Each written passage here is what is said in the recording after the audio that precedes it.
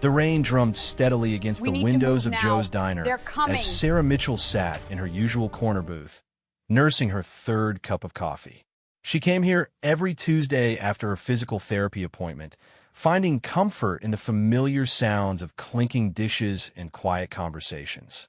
The diner was a refuge from the memories that sometimes felt too heavy to carry alone. Sarah had chosen this particular booth for a reason.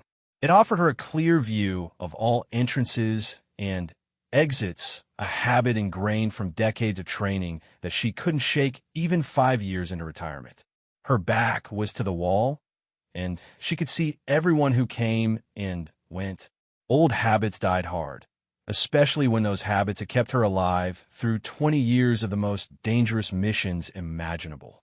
At 45, Sarah carried herself with a quiet dignity that most people overlooked. Her graying brown hair was always pulled back in a practical ponytail, and her clothes were simple and unremarkable.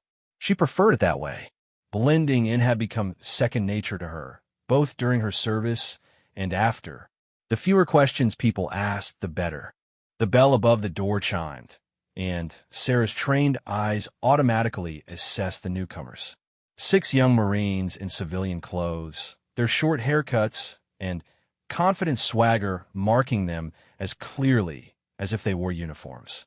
They were fresh-faced and eager, probably just finished with basic training at the nearby base. Sarah recognized the type immediately. She had worked with thousands of them over the years. The Marines chose a large table near the center of the diner, their voices carrying easily across the small space. They were discussing their training exercises, comparing scores, and bragging about their performances. Sarah listened with half an ear, remembering her own early days in the military when everything felt like a competition and every achievement needed to be celebrated loudly. "Did you see how fast I cleared that obstacle course?" One of them, a tall blonde named Jake, was saying. "I beat the record by 15 seconds. "That's nothing," replied Marcus, a stocky young man with intense brown eyes. "Wait until we start the real combat training. That's where you separate the warriors from the wannabes." Sarah smiled slightly at their enthusiasm. They reminded her of herself at that age, so certain that physical strength and speed were the only measures of military excellence. She had learned differently over the years, sometimes through painful experience. The waitress, Betty, approached their table with menus. Sarah had known Betty for 3 years, ever since she started coming to the diner regularly. Betty was a kind woman in her 60s who always made sure Sarah's coffee cup stayed full and never asked too many personal questions. "What can I get you boys started with?" Betty asked cheerfully. "Coffee all around," said Marcus, who seemed to be the group's unofficial leader. "And maybe some of those famous apple pie slices we heard about." Betty beamed with pride. Her apple pie was indeed famous in the area, made from her grandmother's recipe. "Coming right up.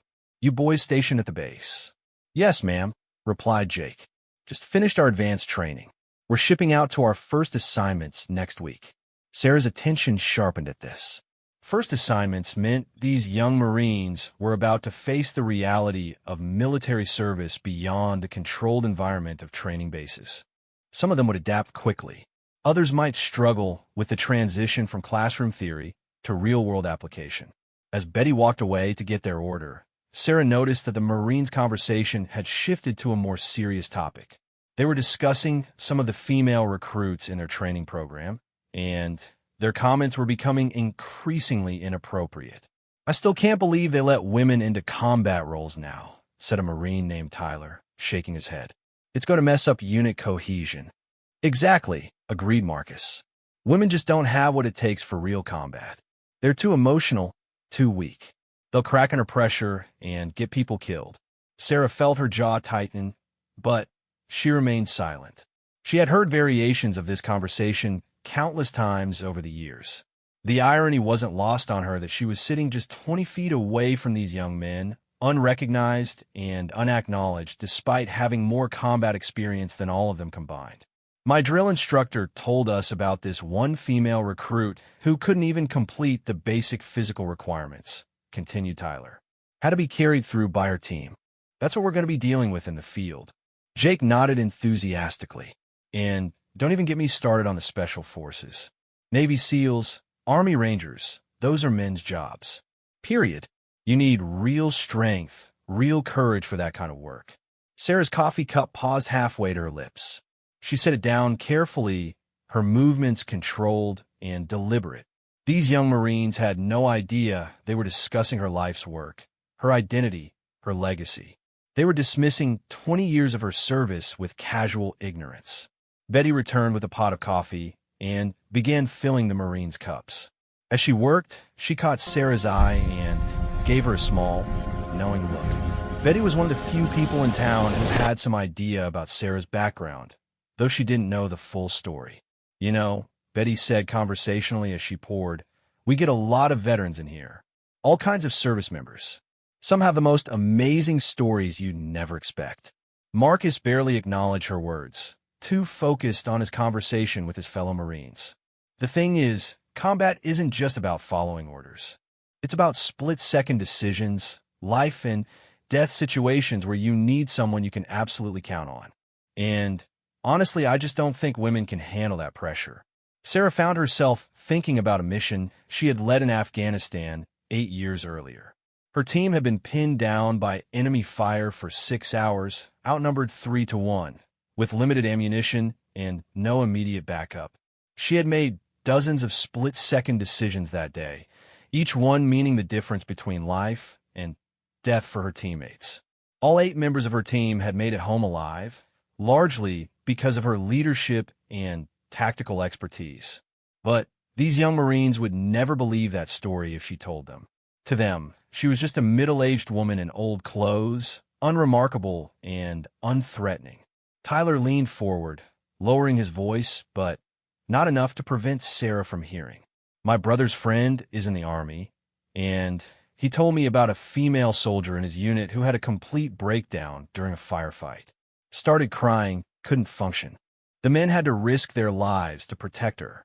Sarah wondered if Tyler's brother's friend had ever heard about the female Marine who had single-handedly held off an enemy assault for 40 minutes while her wounded teammates were evacuated, or the female Navy pilot who had successfully landed her damaged aircraft on an aircraft carrier in a storm, saving the lives of her entire crew. These stories existed, but they rarely made it into the casual conversations of young male recruits. The rain outside intensified, pattering harder against the windows. Sarah glanced at her watch and realized she had been sitting in the diner for over an hour. Her physical therapist had recommended these quiet breaks after her sessions, time to decompress and process her emotions. The therapy was helping with the physical injury she had sustained during her final mission, but the emotional healing was a longer process. Jake stood up to use the restroom, and as he passed Sarah's booth, he glanced at her dismissively. To him, she was just another civilian, someone who couldn't possibly understand the complexities of military service.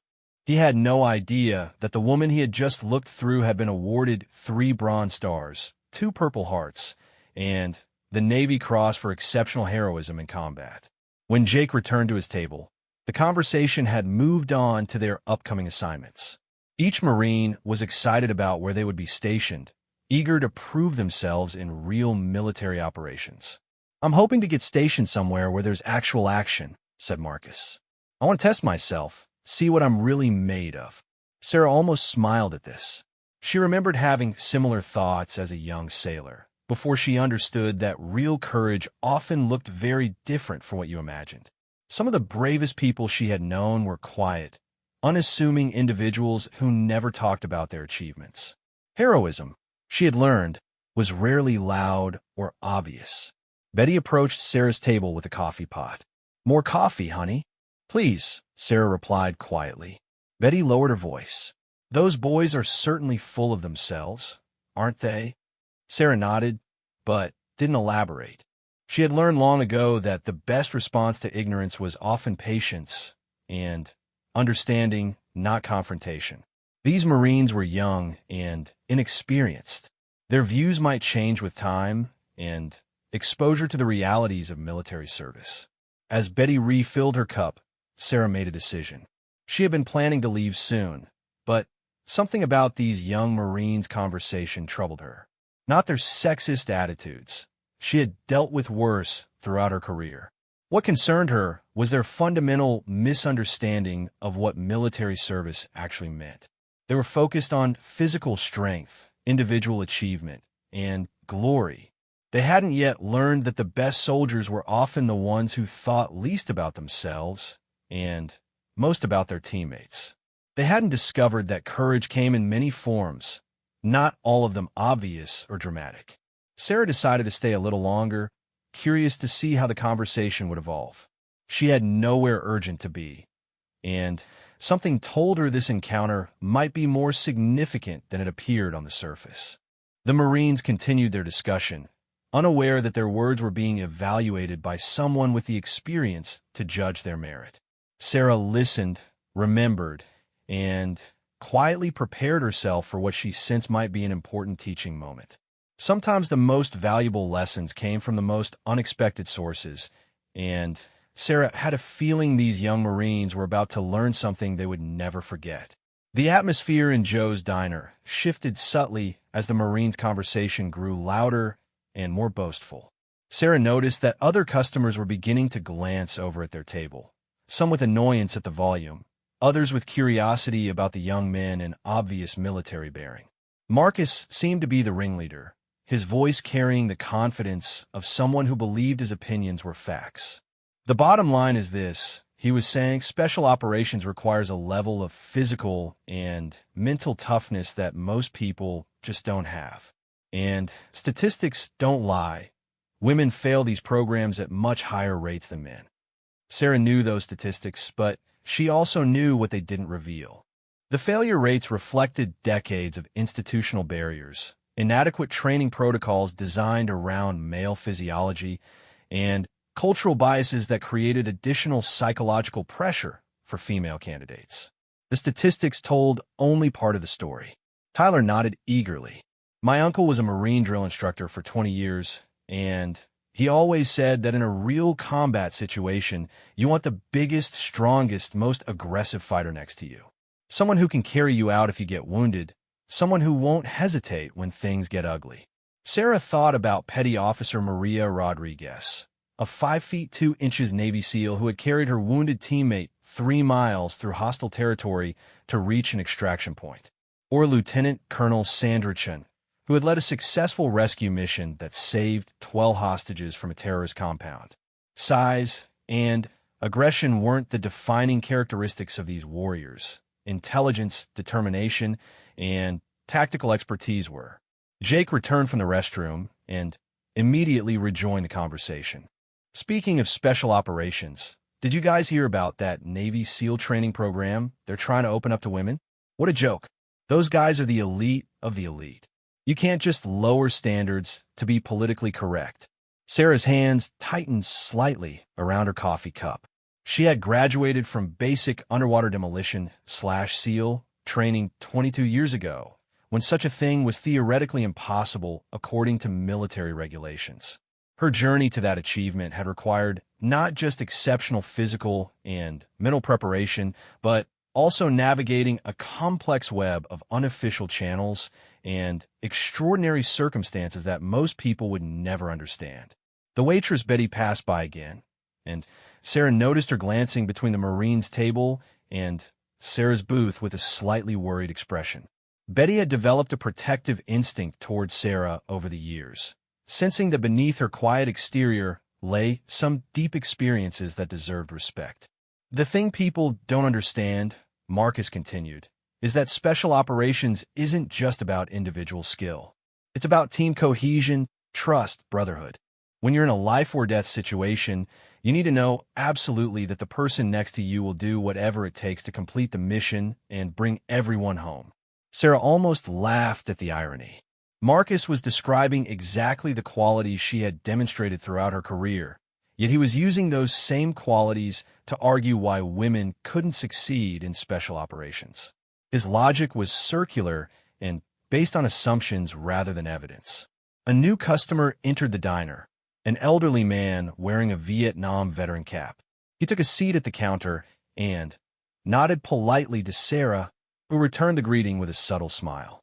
Veterans often recognized something in each other, even without words or obvious indicators. The Marines didn't notice the new arrival, too absorbed in their own conversation. Tyler was now sharing a story he claimed to have heard from a friend of a friend about a female soldier who had allegedly compromised a mission because of her emotions. Sarah had heard dozens of these stories over the years, usually third or fourth-hand accounts that grew more dramatic with each telling. Very rarely did anyone bother to verify these tales or seek the perspectives of the women involved. "That's exactly what I'm talking about," Jake said, nodding vigorously. "In special operations, emotions can get people killed. You need stone-cold decision-making under pressure, not someone who's going to get overwhelmed by the stress." Sarah remembered her final mission, the one that had ended her active duty career and led to her current physical therapy appointments. She had been leading a hostage rescue operation in a hostile environment when intelligence reports indicated that the situation was far more dangerous than originally briefed. With minutes to make a decision, she had called off the initial assault plan and developed a new strategy on the spot, one that required her team to trust her judgment completely. The mission had been successful. All hostages were rescued, and all team members survived, but Sarah had been seriously injured during the extraction. Her quick thinking and emotional intelligence under extreme pressure had saved lives, but she would never share that story with these young Marines. They wouldn't believe it, and even if they did, it wouldn't change their fundamental assumptions about gender and capability. Betty approached the Marines' table with their pie orders, setting down generous slices of her famous apple pie. "Here you go, boys. Made fresh this morning." "Thank you, ma'am," Marcus said politely, his manners improving when directly addressing Betty. "This looks amazing. My grandmother's recipe," Betty replied with pride. "Served it to servicemen for over 50 years. She always said the best way to honor our military was with a good meal and genuine appreciation."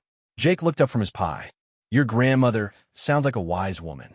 We need more people who really understand what military service means." Betty's eyes flicked briefly toward Sarah's booth. Oh, she understood all right. She learned from the veterans themselves. Some of the most impressive people you'd ever meet, though they rarely talked about what they'd done. The really tough ones never needed to brag about it. This comment seemed to fly over the Marines' heads as they dug into their dessert. Sarah caught Betty's meaning and appreciated the subtle message. Betty had always been perceptive about reading people and situations. The elderly veteran at the counter was quietly eating his meal, occasionally glancing over at the Marines' table with an expression that suggested he was following their conversation. Sarah wondered what his thoughts were about these young men's attitudes.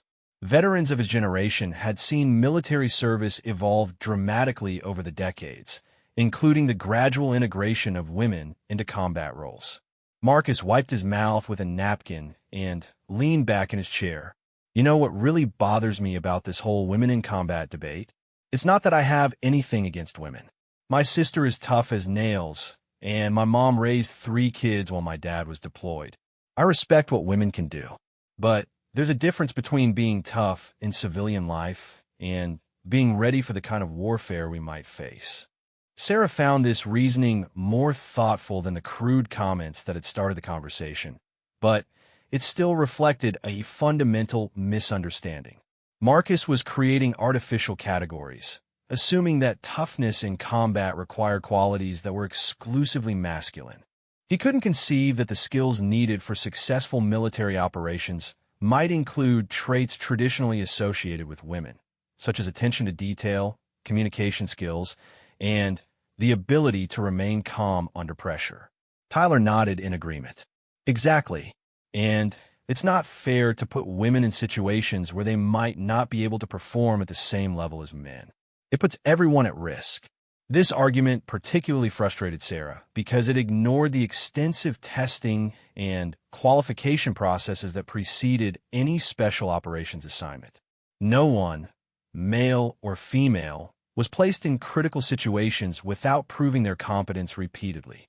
The military's assessment systems were designed specifically to identify and eliminate individuals who couldn't meet the demands of specialized roles. Jake gestured with his fork. Plus, think about the psychological impact on male soldiers. If you're worried about protecting the women on your team instead of focusing on the mission, that's a huge disadvantage. Sarah had encountered this concern many times during her career. It assumed that male soldiers would automatically view female teammates as objects to be protected rather than as qualified professionals. In her experience, this attitude was more about the men's assumptions than about women's capabilities. Male soldiers who actually worked with competent female colleagues usually learned quickly to judge their teammates by performance rather than gender. The rain outside had slowed to a gentle drizzle, and the late afternoon light filtering through the diner windows was growing dimmer. Sarah realized she had been listening to this conversation for nearly 2 hours, and her emotional response was becoming more complex. She felt frustrated by the Marines' ignorance, but also concerned about their future effectiveness as military leaders. Their attitudes would affect every woman they serve with throughout their careers. Betty approached Sarah's table again, this time with a fresh piece of apple pie. "On the house," she said quietly. "You look like you could use some comfort food." Sarah accepted the offering gratefully. "Thank you. That's very kind."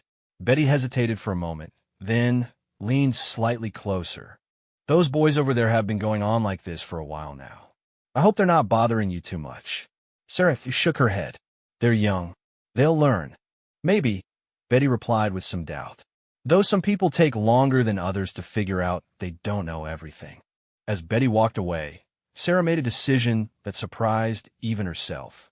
She had been content to observe and listen, but something about these Marines' conversation had awakened a sense of responsibility she hadn't felt since retirement. These young men were about to enter military careers where their attitudes would affect real people and real missions. Their misunderstandings about gender and capability could have serious consequences for unit effectiveness and the women they would serve alongside. Sarah finished her pie slowly, formulating an approach that might create a learning opportunity without causing unnecessary confrontation. She wasn't interested in humiliating these Marines or proving her superiority. Her goal was education, the kind of gentle correction that might open their minds to possibilities they hadn't considered. The Marines' conversation had shifted to their upcoming deployments and their hopes for their military careers. Their enthusiasm was genuine, and Sarah found herself remembering her own excitement as a young sailor. Despite their flawed assumptions, these men had chosen to serve their country, and that choice deserved respect. Marcus was discussing his long-term goals in the military. "I want to make a real difference, lead missions that matter, protect people who can't protect themselves. That's what being a Marine means to me." His idealism was touching, and Sarah recognized the same motivation that had driven her throughout her own career. The irony was that Marcus's goals were entirely compatible with serving alongside women. If only he could overcome his preconceptions about what effective military service looked like. Sarah stood up slowly, her decision made. She left money on the table for her coffee and pie, including a generous tip for Betty. As she prepared to leave, she realized this might be one of the most important conversations these young Marines would have before beginning their military careers. The encounter that was about to unfold would challenge everything they thought they knew about strength, service, and the meaning of military excellence. Sarah Mitchell was about to step out of the shadows and into a teaching moment that would change all of their perspectives forever. Sarah Mitchell stood beside her booth for a moment, gathering her thoughts and steadying her resolve. She had spent 5 years avoiding conversations like the one she was about to initiate, preferring the quiet anonymity of civilian life to the complications that came with revealing her military background. But something about these young Marines had awakened her sense of duty once again. She walked slowly toward their table, her movement catching Marcus's attention first. He looked up with mild curiosity, probably expecting her to ask for directions or make some casual comment about the weather. The other Marines continued their conversation, unaware that their discussion was about to take an unexpected turn. "Excuse me," Sarah said quietly, her voice carrying the subtle authority that came from decades of military leadership. I couldn't help but overhear your conversation about women in combat roles. The Marines looked up at her with varying expressions of surprise and mild annoyance. They had been enjoying their private discussion, and the interruption from a civilian woman wasn't particularly welcome. Jake was the first to respond, his tone polite but dismissive. "Oh, sorry if we were being too loud, ma'am. We were just having a discussion about military policies." Sarah nodded, understanding. "No need to apologize for the volume. I was actually interested in your perspectives because I have some experience with the topic myself." Tyler raised an eyebrow, skeptically. "You serve in the military?" "I have," Sarah replied simply. 20 years in the Navy." This information caused a subtle shift in the Marines' demeanor. Military service, regardless of branch, commanded a certain level of respect among active duty personnel. Marcus straightened slightly in his chair and adopted a more formal tone. "Thank you for your service," he said automatically, though his expression remained curious about where this conversation was heading. "What was your rate in the Navy?" Sarah paused for a moment, knowing that her next words would dramatically change the dynamic of their interaction. "I was a special warfare operator, what most people know as a Navy SEAL." The silence that followed was profound. All 6 Marines stared at her with expressions ranging from disbelief to shock. Jake's mouth actually fell open slightly, and Tyler blinked several times as if trying to process information that didn't fit his worldview. Marcus was the first to recover his voice. "I'm sorry, ma'am, but that's not possible. Women aren't allowed in the SEAL program." Sarah smiled slightly at his response. "You're right that women aren't officially allowed in the program today. My situation was different, and it happened under circumstances that most people wouldn't understand." She gestured toward an empty chair at their table. "May I sit down? It's a bit of a story." The Marines looked at each other uncertainly. Their conversation had been built around the assumption that women couldn't meet the demands of elite military units, and now they were being confronted with someone who claimed to have done exactly that. Betty, who had been watching the interaction from across the diner, brought over an additional chair without being asked. Sarah sat down carefully, noting how the Marines' body language had changed. They were no longer relaxed and confident. Instead, they seemed uncertain and slightly defensive, as if they were being tested in a way they hadn't expected. "Let me start by saying that I'm not here to criticize your opinions," Sarah began. "You're entitled to your views, and some of your concerns about military effectiveness are legitimate considerations. But I thought you might benefit from hearing about actual experiences rather than theoretical discussions." Tyler leaned forward, his skepticism evident. "With all due respect, ma'am, I'm having trouble understanding how you could have been a Navy SEAL when the program has been closed to women for its entire existence." Sarah appreciated his directness. "That's a fair question. My entry into the SEAL program happened through a combination of exceptional circumstances, classified operations requirements, and what you might call institutional flexibility during a time of urgent need." She paused, choosing her words carefully. Even in retirement, certain aspects of her service remained classified, and she had no intention of violating her security clearances. "Let me just say that there were situations where traditional protocols were modified to meet operational necessities." Jake shook his head, still struggling with the concept. "But even if that were possible, the physical requirements alone. I mean, no offense, but you're not exactly what we'd picture when we think of a Navy SEAL." Sarah's smile broadened slightly. "What do you picture when you think of a Navy SEAL?" "Well," Jake fumbled, "someone bigger, more obviously athletic, more intimidating, I guess." "Interesting," Sarah replied. "So you believe effective special operations forces should be easily identifiable by their appearance?" The question hung in the air as the Marines began to realize the logical trap they had walked into. If special operations personnel were supposed to blend in and operate covertly, then looking like an obvious warrior might actually be a disadvantage in many situations. Marcus attempted to regain control of the conversation. "Ma'am, I think what Jake is trying to say is that there are certain physical standards that have to be met. The BUD/S training program has a very high failure rate, even for male candidates who are in excellent physical condition. You're absolutely right, Sarah agreed. Bud/S is designed to push candidates beyond what they thought were their limits. The physical requirements are demanding, and the psychological pressure is intense. Many strong, capable men don't complete the program. She leaned back in her chair, her posture relaxed, but her eyes sharp. The question is whether you believe those standards should be applied equally to all candidates, or whether they should be adjusted based on assumptions about gender capabilities. Tyler jumped in, but men and women have different physical capabilities. That's just biology. True, Sarah acknowledged. Men generally have greater upper body strength and muscle mass. Women generally have better endurance and flexibility. The question is which physical attributes are most important for mission success. She gestured toward Jake, the largest of the Marines. If your mission requires carrying heavy equipment over long distances, Jake's size might be an advantage.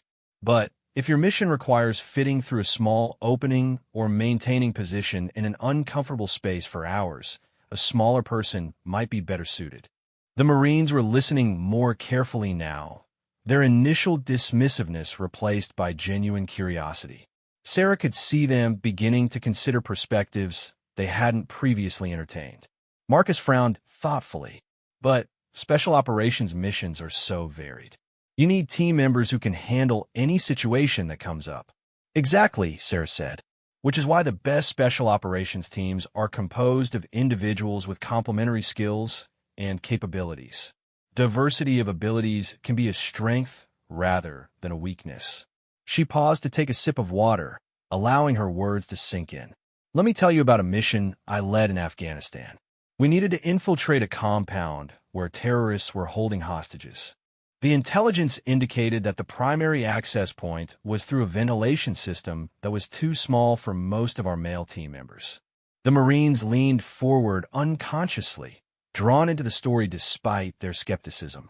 I was the only team member who could fit through the access point, Sarah continued. I went in alone, neutralized 2 guards silently, and opened the main entrance for the rest of the team. We successfully rescued all 5 hostages without casualties. Tyler looked confused. But why were you on that mission if women weren't supposed to be in special operations? Sarah's expression became more serious. Because sometimes military necessity overrides policy preferences. There are many operations that never appear in official records, missions that require capabilities that don't fit neatly into standard organizational charts. She could see the Marines processing this information, trying to reconcile their preconceptions with the reality she was describing. Jake was the most visibly struggling, his entire worldview about military capabilities being challenged. Ma'am, Jake said carefully, if what you're saying is true, then why aren't there more women in special operations? Why is it still controversial? Sarah appreciated the thoughtfulness behind his question. That's complicated. Part of it is institutional inertia. Military organizations change slowly and carefully.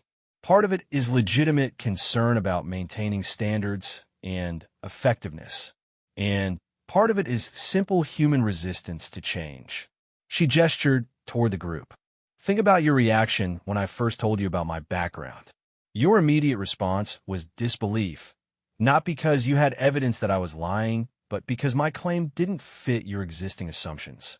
Marcus shifted uncomfortably in his seat. Point taken. But you have to admit, it's hard to believe because it's so outside normal experience. I understand that completely, Sarah replied. Most of my SEAL teammates had similar reactions when they first met me. The difference was that they had the opportunity to see me perform in training and operations. Their opinions changed based on observed performance rather than theoretical assumptions. Betty approached the table with a fresh pot of coffee, refilling cups with practiced efficiency. As she worked, she caught Sarah's eye and gave her a small nod of encouragement. Betty seemed to understand that an important conversation was taking place. Tyler was still grappling with the implications of Sarah's story. If women can meet the same standards as men in special operations, why don't we see more of them applying for these programs? Sarah considered her response carefully. Think about the culture you've been describing today. If you were a woman considering a military career, would you feel encouraged to pursue special operations after hearing the kinds of conversations you've been having? The question clearly struck home. Several of the Marines looked uncomfortable as they realized how their attitudes might affect the career decisions of their female colleagues. It's not just about meeting physical standards, Sarah continued. It's about being confident that you'll be evaluated fairly, that your teammates would trust your abilities, and that your contributions will be recognized and valued. Jake looked down at his coffee cup, his earlier bravado completely gone. We never thought about it that way. Most people don't, Sarah said gently. And that's not necessarily a criticism. It's human nature to view the world through the lens of your own experience. But military leadership requires the ability to see beyond your personal perspective and understand the capabilities and motivations of all your team members. The diner had grown quieter around them, other customers having finished their meals and departed. The elderly veteran at the counter had been listening to their conversation with obvious interest, occasionally nodding in agreement with Sarah's points. Marcus leaned forward, his expression more serious than it had been all afternoon. "Ma'am, if you don't mind me asking, why are you telling us this? I mean, why take the time to educate a bunch of junior Marines about something we clearly didn't understand?" Sarah's response would prove to be the most important part of their entire conversation, the moment that would transform their understanding of what military service really meant. Sarah looked around the table at the 6 young Marines, each of them waiting for her answer to Marcus's question. Their faces showed a mixture of curiosity, embarrassment, and genuine interest in what she had to say. The transformation in their demeanor over the past hour had been remarkable, shifting from dismissive confidence to thoughtful attention. "I'm telling you this," Sarah said slowly, "because in about a week, you'll begin your military careers as leaders. You'll be responsible for other people's lives, their professional development, and their success or failure in the military. The attitudes you carry with you will affect every person you serve alongside." She gestured toward Tyler. "You mentioned earlier that your brother's friend told you about a female soldier who broke down during combat. Did you ever wonder what circumstances led to that breakdown? Was she properly trained? Was she supported by her teammates? Was she put in a position that played to her strengths? Or was she set up to fail?" Tyler shook his head slowly. "I never really thought about those details." "Most people don't," Sarah replied. "It's easier to accept simple explanations than to dig into complex realities. But as military leaders, you won't have the luxury of simple explanations. You'll be responsible for understanding your people well enough to put them in positions where they can succeed." Jake was still struggling with the fundamental concept. "Ma'am, I want to understand, but it's hard for me to picture women in the kind of situations we've been trained to handle. The physical demands, the violence, the psychological pressure." Sarah nodded appreciatively. "Your concern is understandable, and it's actually a sign of good character that you want to protect people from dangerous situations. But let me ask you this. Do you think military service should be limited to people who can handle violence and physical demands?" "Well, yes," Jake replied immediately, then paused as he realized the complexity of his answer. "I mean, that's what military service is about, right? Is it?" Sarah challenged gently.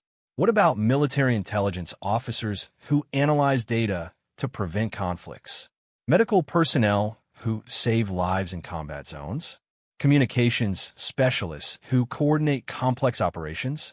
Logistics experts who ensure that frontline units have the supplies they need?" The Marines exchanged glances as they considered the breadth of military occupations they hadn't been thinking about.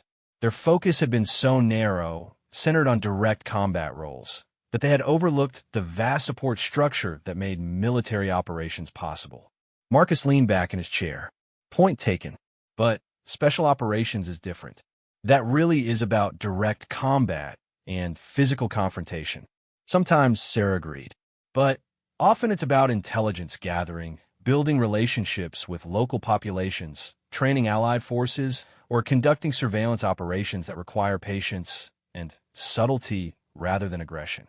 She pulled out her phone and showed them a photo of herself in military gear, standing with a group of Afghan women and children. The photo was several years old, but it clearly showed Sarah in her element as a special operations professional.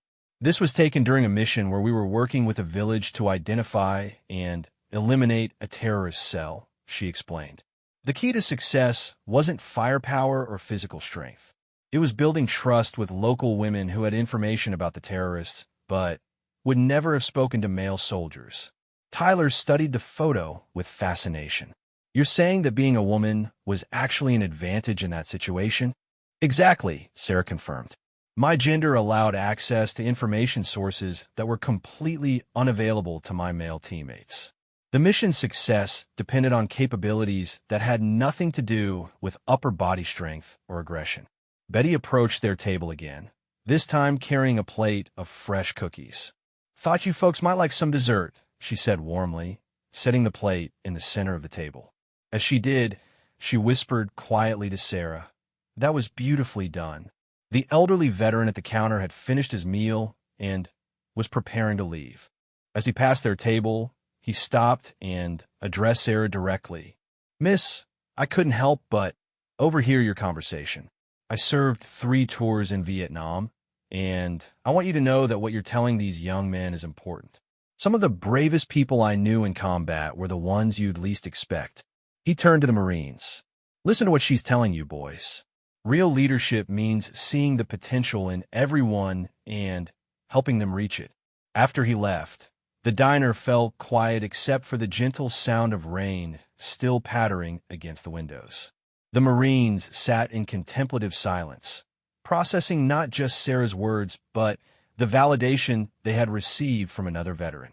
Jake was the first to speak. "Ma'am, if you don't mind me asking, what was the hardest part of being in special operations as a woman?" Sarah considered the question carefully. Honestly, it wasn't the physical demands or the dangerous missions. Those were challenges that could be overcome with training and preparation. The hardest part was constantly having to prove that I belonged there. She gestured toward the group. "Imagine if every day, in every situation, you had to demonstrate your competence before anyone would take you seriously. Imagine if your mistakes were seen as evidence that people like you didn't belong, while your successes were dismissed as exceptions or luck." Marcus frowned. "That sounds exhausting." "It was," Sarah admitted. "But it also made me a better soldier. When you know you're being watched and judged more closely than your peers, you learn to prepare more thoroughly, perform more consistently, and lead more effectively." Tyler shook his head in amazement. "I never thought about the psychological pressure that would come with that situation." "Most people don't," Sarah replied. "And that's actually part of the problem. When we focus exclusively on physical standards and ignore the psychological and social challenges that some people face, we create unnecessary barriers to success." She reached for one of Betty's cookies, noting how the simple gesture seemed to relax the atmosphere around the table. "Let me tell you about my final mission, the one that ended my active duty career." The Marines leaned forward again, clearly invested in hearing her story. "We received intelligence about a terrorist training camp that was preparing for a major attack on American civilians," Sarah began. "The camp was located in a remote mountainous region, and the terrain made a traditional assault extremely difficult." She paused to gather her thoughts, still affected by the memories of that operation. "My team was tasked with conducting surveillance and gathering intelligence for a larger operation.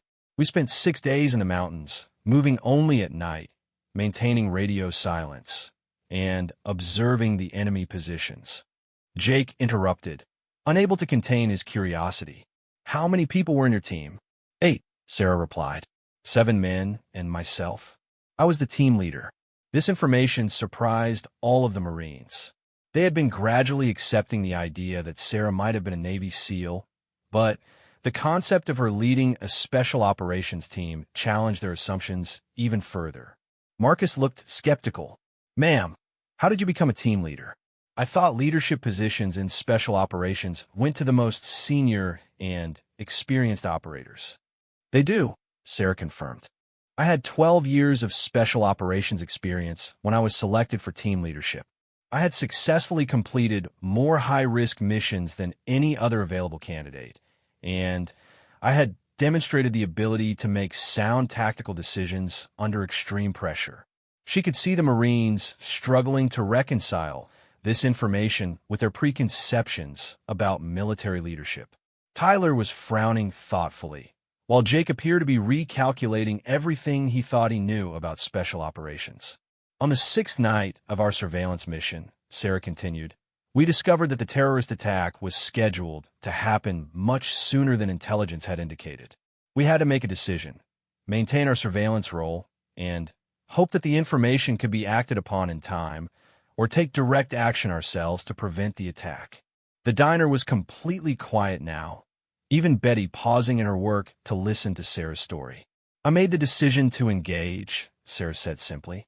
8 people against approximately 30 terrorists, but we had the advantage of surprise and superior training. Marcus leaned forward. What happened? Sarah's expression became more serious.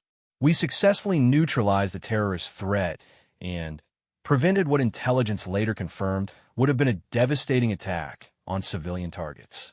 All 8 members of my team survived the engagement. She rolled up her left sleeve slightly, revealing surgical scars that testified to the physical cost of that mission. I was injured during the extraction, but everyone made it home. Tyler stared at the scars with a mixture of awe and discomfort. Were you decorated for that mission? The mission details remain classified, Sarah replied carefully. But I can say that my team's actions were recognized at the highest levels of military leadership. Jake shook his head slowly. Ma'am, I owe you an apology.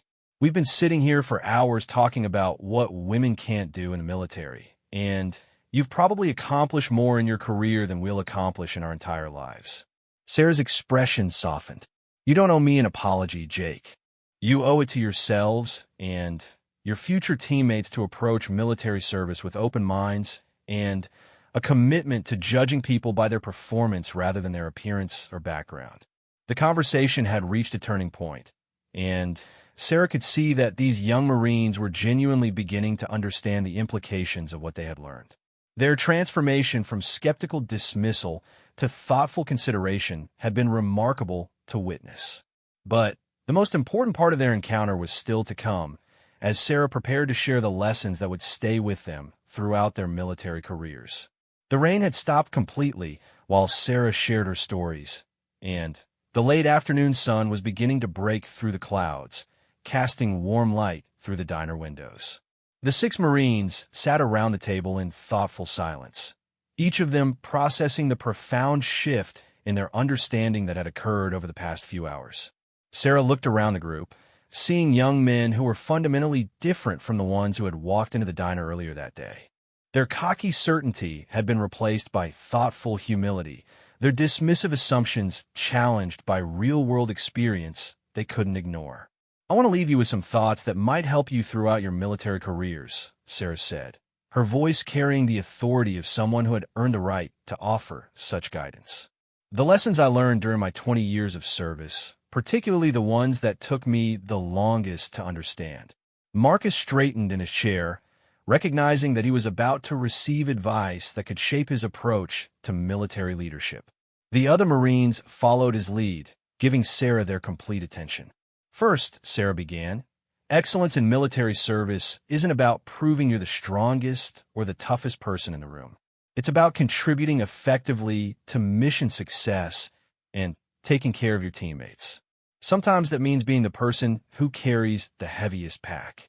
Sometimes it means being the person who maintains communication when everything goes wrong. Sometimes it means being the person who makes the hard decisions under pressure. She gestured toward Jake, who had been the most vocal about physical requirements earlier. Jake, you're clearly strong and athletic. Those are valuable assets, but they're tools, not goals. The question isn't whether you can deadlift more than your teammates. The question is whether you can use your capabilities to help your unit accomplish its mission. Jake nodded seriously. I understand, ma'am. I think I've been focusing on the wrong things. It's natural to focus on your strengths, Sarah replied kindly. The challenge is learning to recognize and appreciate the strengths that other people bring, even when they're different from your own. She turned to Tyler. You mentioned earlier that you want to serve in situations where there's real action, where you can test yourself. That's an admirable motivation. But remember that military service isn't about testing yourself against your enemies. It's about working with your teammates to accomplish objectives that are bigger than any individual. Tyler looked thoughtful. So, it's more about the team than about personal achievement? Exactly, Sarah confirmed. The most successful special operations teams I worked with weren't composed of the individually strongest or fastest operators. They were made up of people who understood their roles, trusted their teammates, and were committed to collective success rather than personal glory. She reached across the table for another of Betty's cookies, using the moment to organize her thoughts for the most important part of her message. But here's the lesson that took me the longest to learn, Sarah continued. Military effectiveness isn't just about the people who are in your unit today. It's about building an institution that can attract and develop the best possible talent from the entire population. Marcus frowned slightly. What do you mean? Think about it this way, Sarah explained. If your goal is to have the most capable military force possible, would you rather recruit from 50% of the population or 100% of the population? The logic was simple, but Tyler could see the implications were complex. You're saying that excluding women means we might be missing out on people who could be valuable contributors. Not just women, Sarah clarified. Anyone whose potential is overlooked because of assumptions about what military excellence looks like. When I started my career, there were brilliant, capable, dedicated people who were excluded from certain roles not because they couldn't perform them, but because institutional assumptions prevented them from getting the opportunity. She leaned forward, her expression becoming more intense. Every person who could have been an outstanding soldier, sailor, airman, or Marine, but was turned away because of prejudice or narrow thinking represents a loss to our military's capability. Jake was beginning to understand the broader implications. So when we dismiss women or anyone else based on assumptions instead of evidence, we're potentially weakening our own forces. Precisely, Sarah agreed. And here's the thing that should really concern you as future leaders. If you carry those assumptions into your military careers, you'll make the same mistakes with the people under your command. You might overlook or underutilize talented individuals because they don't fit your preconceptions about what a good soldier should look like. Betty had been listening to the conversation from behind the counter, and she approached their table with the coffee pot one more time. As she refilled their cups, she spoke quietly to the group. My late husband was a career Army officer, she said. 30 years of service, and he used to tell me that the best commanders he knew were the ones who could see potential in people that others overlooked. He said that kind of leadership was what separated good units from great ones. After Betty moved away, Sarah continued her final thoughts. Each of you will have opportunities throughout your careers to either encourage or discourage the people around you. Your attitudes about gender, race, background, education, or any other characteristic will influence how your teammates feel about their place in the military. She gestured around the table. Think about how your conversation started today, and think about how it might have affected any women who overheard it. Would they feel welcome and valued in your unit? Would they believe that their contributions would be fairly evaluated? Tyler looked genuinely uncomfortable as he considered this question. Probably not. If I heard people talking about my background the way we were talking about women in the military, I'd feel pretty unwelcome. That's exactly right, Sarah confirmed. And when people feel unwelcome or undervalued, they don't perform at their best. They might transfer to other units, leave the military entirely, or simply not put forth their maximum effort. Marcus was nodding as he followed the logic. So our attitudes don't just affect us. They affect unit morale and effectiveness. Now you're understanding the real impact of leadership, Sarah said with satisfaction. Military units are human organizations, and they succeed or fail based on how well they utilize human potential. Technical skills can be taught, but the ability to create an environment where everyone can contribute their best is what distinguishes outstanding leaders. The elderly veteran from earlier had finished his conversation with Betty at the counter and, was preparing to leave. As he passed their table again, he stopped and addressed the group. "I hope you young folks don't mind an old soldier offering his perspective," he said with a smile. "I've been listening to your conversation, and I want you to know that what this lady has been telling you lines up with everything I learned in 40 years of military and civilian leadership." He turned to Sarah. "Ma'am, I don't know the details of your service, but I know leadership when I hear it. These young people are lucky to have had this conversation with you." After he left, the Marine sat in reflective silence for several minutes.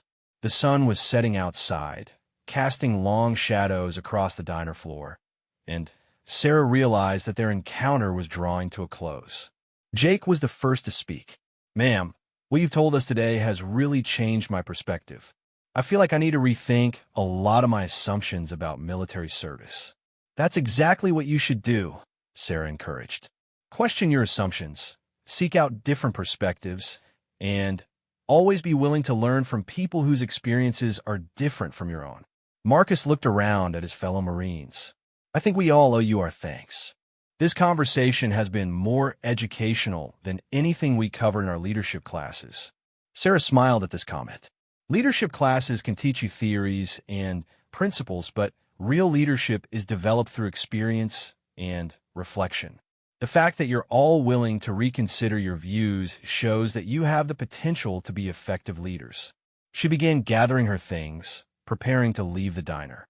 "Before I go, I want each of you to make me a promise." The Marines leaned forward attentively.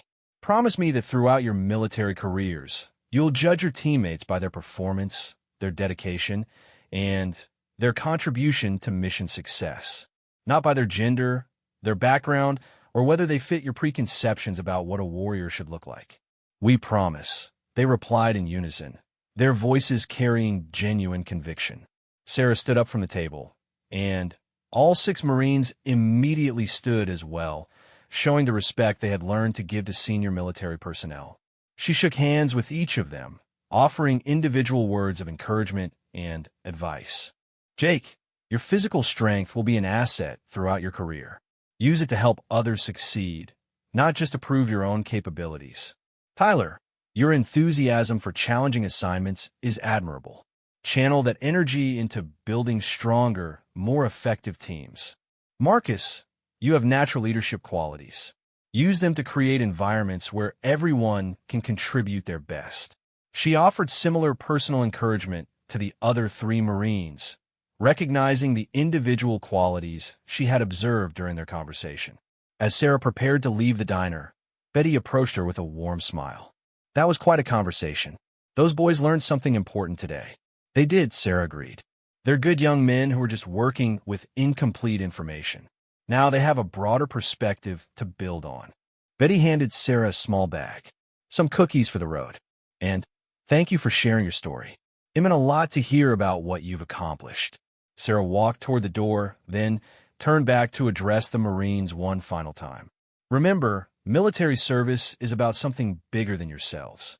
It's about protecting the values and freedoms that define our country.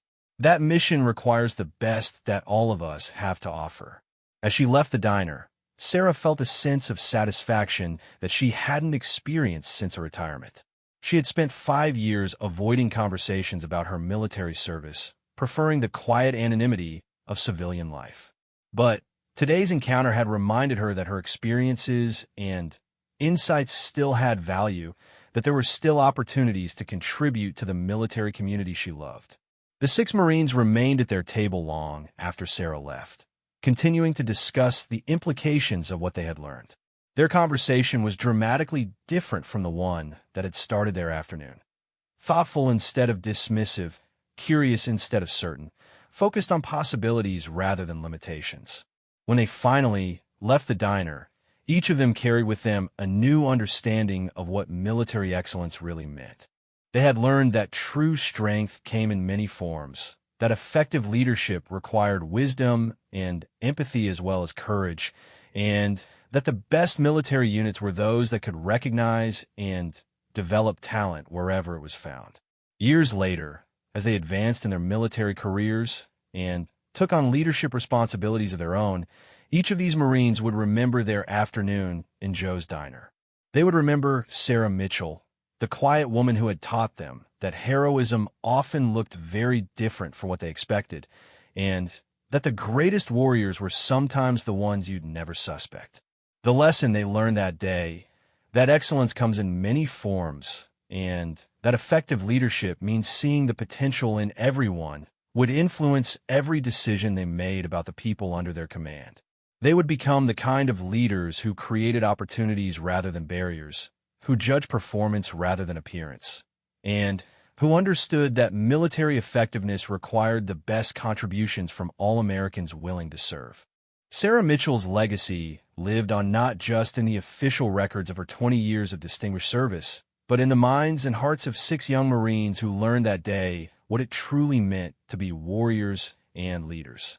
Her greatest victory wasn't achieved in any classified mission or dangerous operation, but in a small diner on a rainy afternoon, where she changed the way a new generation of military leaders would think about service, sacrifice, and the meaning of American values.